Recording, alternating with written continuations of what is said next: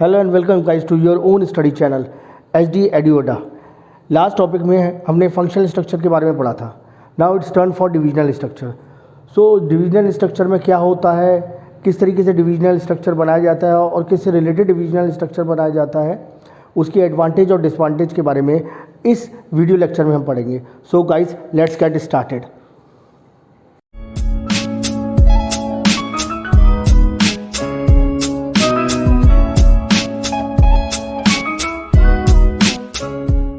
जैसा कि हमने लास्ट वीडियो लेक्चर में पढ़ा था फंक्शनल स्ट्रक्चर के बारे में, और ऑर्गेनाइजेशनल स्ट्रक्चर एक ऐसा फ्रेमवर्क होता है जिसमें ग्रुप और एक्टिविटीज़ एक फ्रेम के अंदर लगा दी जाती हैं और उन्हें गाइड किया जाता है कि वो अपने desired goal that is profit को अचीव कर सके। अब आ जाता है हमारा डिविजनल स्ट्रक्चर। डिविजनल में जैसे फंक्शनल में फंक्शंस को हम अलग अलग करते थे, वैसे ही अब हम डिविजन्स करेंगे। अब रिलेटेड टू प्रोडक्ट्स करेंगे। What does divisional structure means? It refers to dividing the whole enterprises according to major products to be manufactured. फिर से सुनिए आप, It refers to dividing the whole enterprises. Enterprise को divide कर दिया जाता है according to the major products to be manufactured. जो हम प्रोडक्ट्स उसमें मैन्युफैक्चर करते हैं उसके अकॉर्डिंग हम डिपार्टमेंट्स का डिवीजन कर देते हैं। जितनी भी एक तरीके की एक्टिविटीज़ होती हैं, एक तरीके के प्रोडक्ट की एक्टिविटीज़ होती हैं, उन्हें हम क्लब करते हैं, एक डिपार्टमेंट बनाते हैं और उसका एक हेड नियुक्त कर देते हैं। अब उसी हेड ने, उसी स्पेशलिस्ट ने उस प्रोडक्शन को देखना होता है, उस लाइन ऑफ प्रोडक्ट को देखना होता है कि वो कैसे मैन्युफैक्चर होगा, उसमें क्या खामियां हैं, क्या फ़ायदे हैं, क्या नुकसान हो रहा है, वो सब अब उसकी ड्यूटी हो जाती है। तो divisional structure refers to dividing the whole enterprises according to the major products to be manufactured. फिर इसमें मैंने आपको जैसे बताया, in divisional structure the activities are grouped, departments are created and on the basis of products to be manufactured। एक particular product, पिछली बार हमने क्या पढ़ा था फंक्शनल स्ट्रक्चर में कि production department, finance department, sales department, marketing department. अब हम वो ऑपरेशंस वाला था। अब रिलेटेड टू यहाँ प्रोडक्ट का है।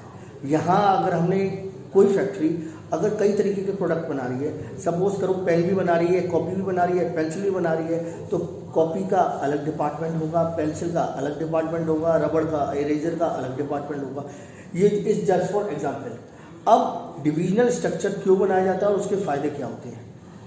एडवांटेजेस देखिए। अब प्रोडक्ट स्पेशलाइजेशन, हमने एक प्रोडक्ट की जितनी मैन्युफैक्चरिंग की एक्टिविटीज़ थी वो हमने एक ही डिपार्टमेंट, एक अलग डिपार्टमेंट बना दिया उसका, और उसका एक प्रोडक्शन स्पेशलिस्ट भी रख दिया।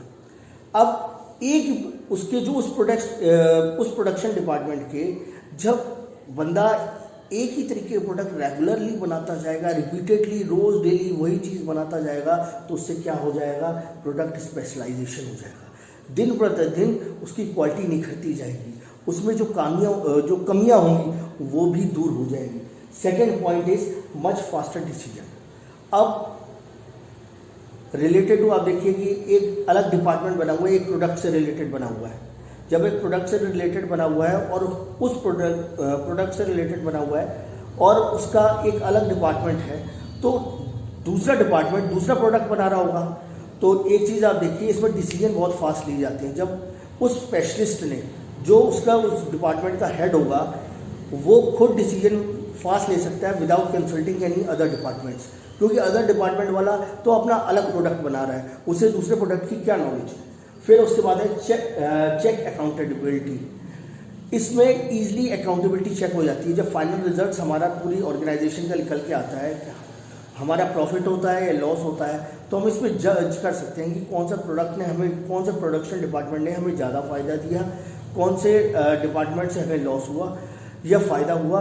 तो इससे ईजिली अकाउंटेबिलिटी हम फिक्स कर सकते हैं, बता सकते हैं कि इस डिपार्टमेंट की वजह से हमें फ़ायदा हुआ, इस डिपार्टमेंट की वजह से हमें लॉस हुआ। Next, new department can be added without disturbing others.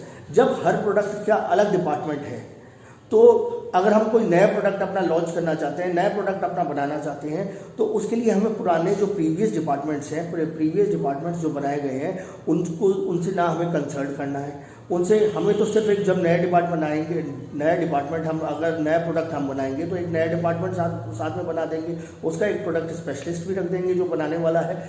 और दूसरी चीज़, दूसरी चीज़ ये चीज़ है कि जब वो अलग होगा तो उससे जो प्रीवियस में पहले से चल रहे हैं, जब पहले से चल रहे हैं तो उनसे उन्हें कोई मतलब नहीं होगा।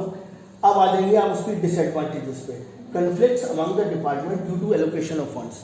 हर डिपार्टमेंट चाहता है, हर डिपार्टमेंट हेड चाहता है, हर डिपार्टमेंट चाहता है कि उसको फाइनेंस अच्छा मिले, फंड्स सब डिपार्टमेंट्स को या तो बराबर मिले, या किसी को कम मिल रहा है तो दूसरा दुखी हो जाता है, अगर ज़्यादा मिल रहा है तो दूसरे वाले दुखी हो जाते हैं। तो इससे उनमें क्या हो जाता है कि एरोगेंसी की भावना आ जाती है, वो आपस में लड़ाई झगड़े होने लगते हैं।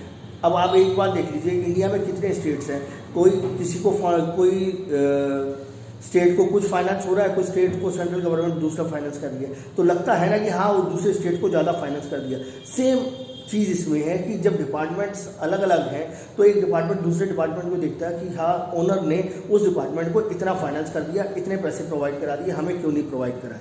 Second, focuses on departmental objective rather than the organizational objective. अब यहाँ पर डिपार्टमेंटल हेड होते हैं प्रोडक्ट का, जब अलग अलग डिपार्टमेंट्स होते हैं, डिपार्टमेंट्स के डिपार्टमेंटल हेड होते हैं, तो एक ये आ जाती है कि हमारा ज़्यादा ग्रो करना चाहिए, हमारा डिपार्टमेंट की परफॉर्मेंस अच्छी होनी चाहिए, तो वो अपने डिपार्टमेंटल के ऑब्जेक्टिव्स पे ज़्यादा फोकस करने लगते हैं rather than focusing on the organizational objective. अब ऑर्गेनाइजेशनल ऑब्जेक्टिव तो टोटल जब सारा आउटपुट निकल के आता है उसी से तो हमें मिलता है, हमारा डिजायर्ड गोल तभी तो हमें अचीव होता है। पर यहाँ पर ये चीज़ है कि हर डिपार्टमेंटल हेड उस डिपार्टमेंट के एम्प्लॉयज़ सिर्फ अपने डिपार्टमेंट को देखते हैं, अपने घर को देखते हैं, दूसरे घर से कोई मतलब ही नहीं है, काम चल रहा है चले, नहीं चल रहा है नहीं चले, ठीक है, ये है।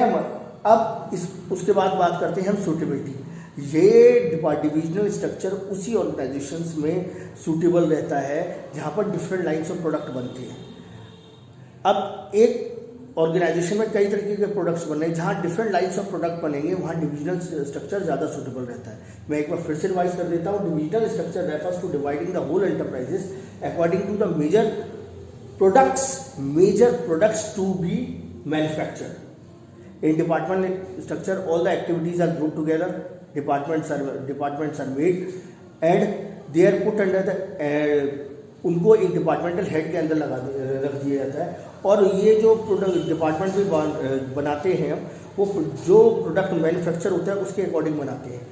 The basis of major product to be manufacture, जो मेजर प्रोडक्ट्स बनने वाले होते हैं, हर प्रोडक्ट का एक अलग डिपार्टमेंट बना दिया जाता है। एडवांटेजेस प्रोडक्ट स्पेशलाइजेशन, एक ही तरह के प्रोडक्ट को बार बार मैन्युफैक्चरिंग करेंगे तो जो उस डिपार्टमेंट के, उस प्रोडक्शन डिपार्टमेंट के एम्प्लॉयज़ हैं वो स्पेशलाइज्ड हो जाएंगे और हमारा प्रोडक्ट भी निखर के आएगा। फिर उसके बाद है मच फास्टर डिसीजन। एक डिपार्टमेंटल हेड को दूसरे डिपार्टमेंटल हेड से लेने की डिसीजंस पूछने की, कोई कंसल्टेशन करने की जरूरत नहीं होती, तो इसलिए much faster decision is taken in the case of divisional structure. Third is check accountability. जब टोटल ऑर्गेनाइजेशन का प्रॉफिट निकल के आता है तो हम ये देखते हैं किस डिपार्टमेंट से, किस प्रोडक्शन डिपार्टमेंट से हमें ज़्यादा बेनिफिट हुआ है या हमें लॉस हुआ है। तो इसमें ईजिली, क्योंकि हर प्रोडक्शन डिपार्टमेंट का अलग आउटपुट निकल के आता है, अलग रिजल्ट निकल के आता है, तो उसमें ईजिली अकाउंटेबिलिटी चेक हो जाती है कि किसका शॉर्ट हुआ, किसका हाई गया है। फिर new department can be added without disturbing other.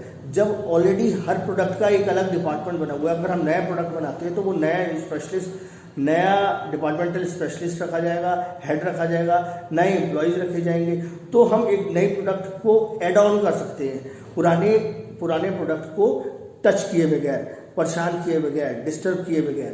फिर उसके बाद आ जाते हैं disadvantages. Conflicts among the department due to the allocation of funds. हर डिपार्टमेंट चाहता है कि उसको maximum to maximum funds allocate किए जाएं, पर ऐसा पॉसिबल नहीं है। जहाँ जिसको जैसी ज़रूरत होती है वैसा ओनर ऑफ द ऑर्गेनाइजेशन उनको प्रोवाइड कराता है। इस चीज़ से बहुत फ्रिक्शन पैदा हो जाता है विद इन द डिपार्टमेंट्स। अब अलग अलग जो डिपार्टमेंट्स बने हुए हैं उनके डिपार्टमेंट हेड्स में एक एरोगेंसी की भावना आ जाती है, यार उनके डिपार्टमेंट को इतना फाइनेंस हुआ, हमारे डिपार्टमेंट को इतना फंड्स क्यों नहीं एलोकेट किए गए। उसके बाद आया था focus on departmental objective rather than the organizational objective. हर डिपार्टमेंटल हेड अपने डिपार्टमेंट की ग्रोथ चाहता है, तो वो सिर्फ अपने डिपार्टमेंट पे ही फोकस करता है rather than focusing on other departments. तो इससे एक ये भावना आ जाती है कि हमारा सबसे बढ़ के हो, दूसरा वाला क्या कर रहा है हमें कोई मतलब ही नहीं है।